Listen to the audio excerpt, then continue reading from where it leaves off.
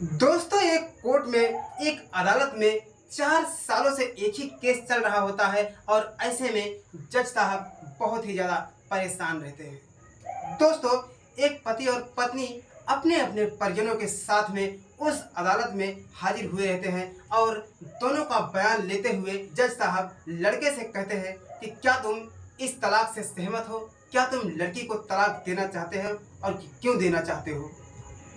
दोस्तों, लड़का कहता है कि जी, मैं इस लड़की को तलाक देना चाहता हूं और इस लड़की से मैं तलाक लेना चाहता हूं। उसके बाद में जज साहब फिर एक बार उस लड़की से कहते हैं, क्या तुम भी संतुष्ट हो गई हो और इस लड़के से तलाक लेना चाहती हो?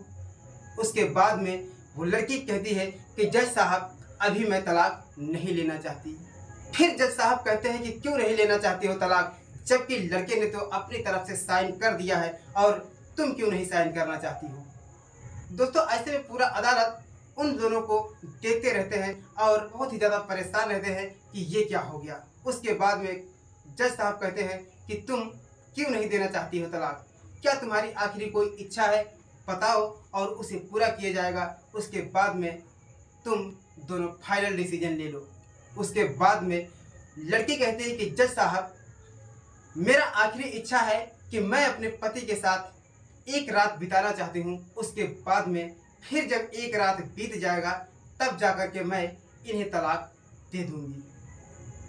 दोस्तों, यह सुन करके लड़की के परिवार वाले बहुत ही ज़्यादा गुस्सा हो जाते हैं और उसे भला बुरा कहने लगते हैं। लेकिन वो कहती है कि देखिए, इसमें मेरी इच्छा की बात है, क्योंकि आपने इनके साथ में मेरी शादी की थी और आज तलाक जब होने को है तो मेरी आखिरी इच्छा है और मैं इनके साथ में अपना एक रात बिताना चाहती हूँ और इन्हें समझना चाहती हूँ कि क्या वजह है। उसके बाद में लड़की के परिवार वाले बहुत ही ज़्यादा चिंतित हो जाते हैं और उसे भला बुरा कहने लगते हैं कि तुमने 4 साल से हमें परेशान करके रख दिया है। यदि तुम इसके साथ में नहीं रहना चाहती थी तो फिर क्यों आज ये नौटंकी मचा के रखी हो? लेकिन दोस्तों, वो कहती है कि मैं भी तलाक दे दूंगी, लेकिन मेरी एक इच्छा है वो पूरी हो जाए, उसके बाद में मैं इन्हें तलाक दे दूंगी। लेकिन दोस्तों, जज साहब कहते हैं लड़के से कि क्या तुम्हें मंजूर है ये बात और क्या तुम अपनी पत्नी के साथ में आखिरी पल और आखिरी रातें बिताना चाहोगे? उसके बाद में पति कहता है कि जज साहब, मुझे तो कुछ समझ में ही नहीं आ रहा है ये क्या चल रहा है और हमारे ज़िंदगी में क्या होगा। दोस्तों, फिर लड़की से कहा जाता है कि तुम साइन कर दो, क्योंकि लड़का साइन कर चुका है। लेकिन लड़की कहती है कि जब तक मैं साइन नहीं करूंगी तब तक मैं इनकी बीवी हूँ। जिस दिन मैं साइन कर दूंगी उसी दिन से हमारा और इनका नाता खत्म हो जाएगा। दोस्तों, विवेक जो लड़का होता है जो तलाक देना चाहता है, उसका नाम विवेक है। दोस्तों, विवेक कहता है कि ठीक है, जैसे एक कहती है, बताओ ये कहाँ पर हमारे साथ रातें बिताएगी और मैं वहाँ पर हाजिर रहूँगा। जज साहब कहते हैं कि बताओ, क्या तुम अपने मायके में ले जाकर के इनके साथ रहना चाहती हो या तुम अपनी ससुराल में रहना चाहती हो?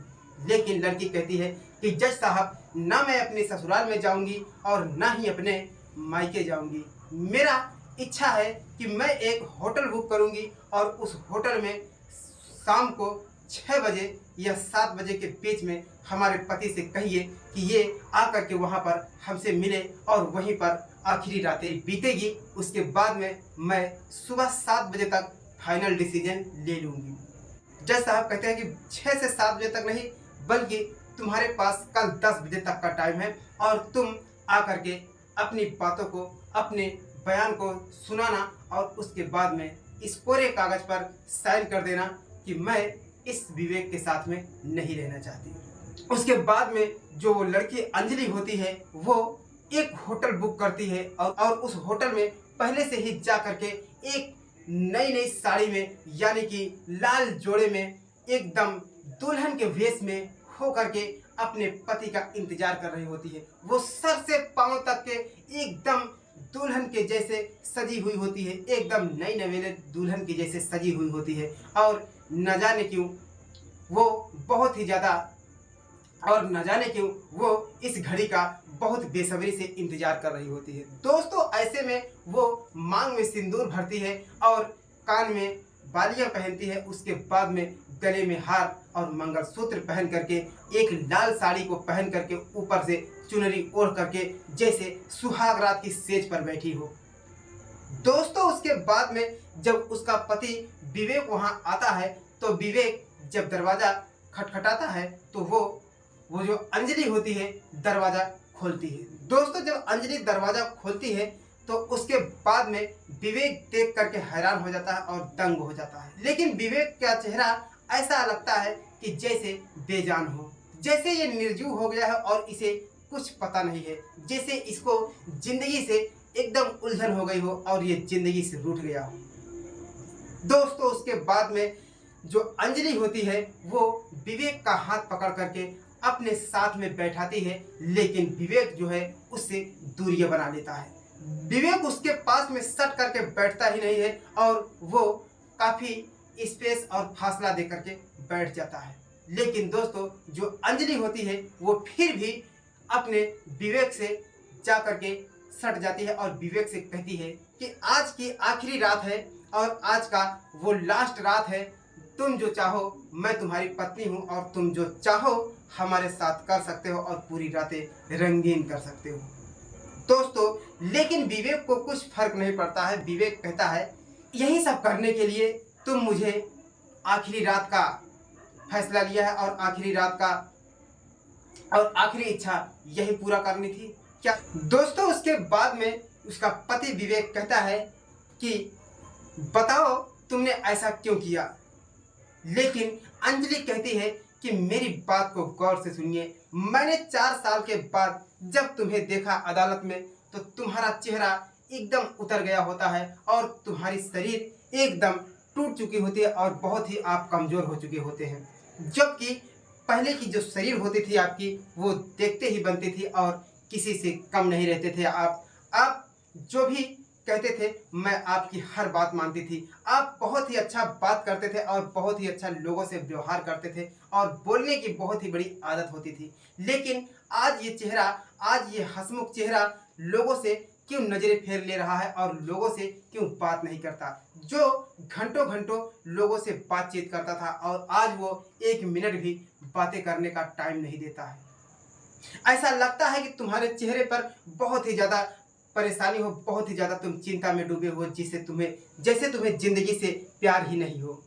दोस्तों उसके बाद में विवेक कहता है कि ये बताओ तुम यहाँ किस लिए बुलाई हो, वो काम अपना पूरा करो और उसके बाद में सुबह जा कर के हमें फाइनल डिसीजन दे देना और उसके बाद में साइन करके तुम निकल जाना। लेकिन अंजलि कहती है इतनी भी जल्दी क्या है, मैं साइन कर दूंगी, लेकिन आज की रात तुम्हारी है, तुम जो चाहो कर सकते हो। लेकिन फिर भी ये विवेक कहता है कि तुम फिर वही बातों को बोल रही हो, मुझे अच्छा नहीं लग रहा है। वो गुस्से में हो जाता है और कहता है कि मुझे कुछ भी नहीं करना है। उसके बाद में विवेक कहता है कि क्या तुम तलाक नहीं देना चाहती हो। लेकिन ये अंजलि कहती है कि जब तक तुम मुझे सच्चाई, जब तक तुम मुझे खुलकर नहीं बताओगे तब तक मैं तुम्हें तलाक नहीं दूंगी और जब तक मैं तलाक नहीं दूंगी तब तक तुम हमारे पति ही बने बैठे रहोगे। उसके बाद में विवेक कहता है कि तुम तलाक दो या न दो मुझे कुछ भी फर्क नहीं पड़ता है, क्योंकि एक दिन वो भी समय आएगा जब मैं तुम्हें छोड़ करके चला जाऊंगा और जब हमारी मुलाकात तुमसे कभी नहीं होगी।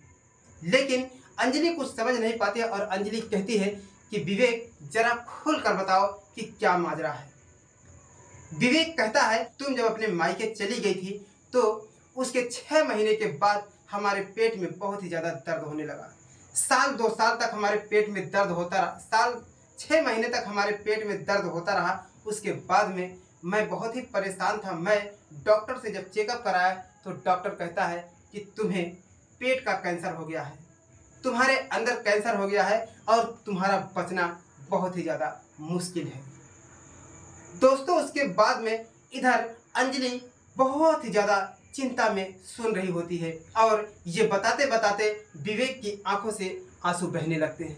दोस्तों अंजलि भी बहुत ज़्यादा घबरा जाती है और अंजलि भी रोने लगती है और कहती है कि इतनी बड़ी मुसीबत में आप थे, आप क्यों इन बातों को छुपा करके रखे थे। यदि हमारा झगड़ा बहुत ही दिनों से चल रहा था, यदि हम दोनों में नहीं जम रहा था, तो तुम वहाँ अदालत में नहीं कह सकते थे ये बात। उसके बाद में अंजलि कहती है कि मैं तुम्हारी अंदरूनी बातों को जानना चाहती थी, कि जैसे तुम्हें कोई अंदर ही अंदर कोई ऐसा चिंताएं हैं जो तुम्हें खाए जा रही है और जो तुम्हें खोखला कर रही है। दोस्तों, उसके बाद में दोनों एक दूसरे से ऐसे ही बात करते रहते हैं और ये कहती है कि मैं तुम्हें तलाक नहीं दूंगी। उसके बाद में दोनों में झगड़ा हो जाता है और दोनों में गुस्सा हो जाता है। दोनों एक दूसरे को छूते नहीं हैं और विवेक एक तरफ पीठ पलट करके सो जाता है और दूसरी तरफ अंजलि भी अपना पीठ घुमाकर सो जाती है। दोस्तों, लेकिन दोनों तरफ नींद लगती नहीं है और ऐसे ही आंखें बंद करके लेटे रहते हैं।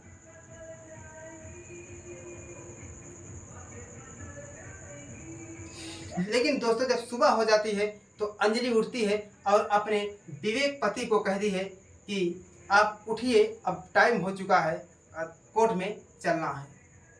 लेकिन जैसे ही विवेक उठता है कि अब छुटकारा मिल जाएगा, उसके बाद में अंजलि कहती है कि देखिए पतिदेव जी, अभी भी तुम्हारे पास 1 घंटे का टाइम है, तुम डिसीजन ले लो कि हमें तलाक न दो। उसके बाद में विवेक कहता है कि अब हमारे पास बचा ही क्या है जो मैं तुम्हारे साथ अपनी ज़िंदगी बिता सकूं।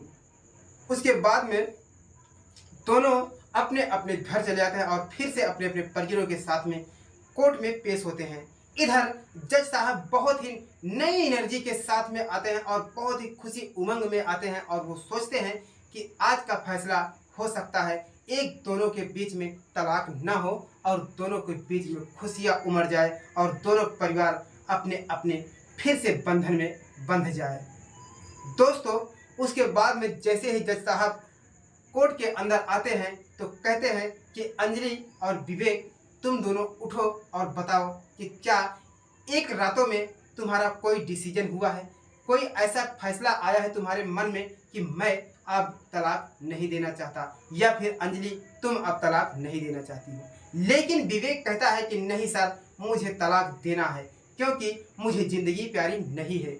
उसके बाद में अंजलि से पूछते हैं कि अंजलि, तुमने क्या फाइनल डिसीजन लिया। अंजलि कहती है कि सर, मैं तलाक अपने पति का नहीं देना चाहूँगी क्योंकि मैं इनकी सारी सच्चाई को जान चुकी हूँ। इन्हें बहुत ही बड़ी बीमारी हो गई है जिसके चलते ये टूट चुके हैं। लेकिन जज साहब कहते हैं कि बताइए ऐसी क्या बीमारी हो गई है जो अब तुम्हें ये अपने साथ नहीं रखना चाहते हैं। उसके बाद में जज साहब पूछते रहते हैं लेकिन ये विवेक कुछ बताता नहीं है। ऐसे में अंजलि कहती है कि सर, मैं बताती हूँ, इन्हें पेट का कैंसर हो गया है और जिससे इनकी मृत्यु 6 महीने बाद इनकी मृत्यु हो जाएगी।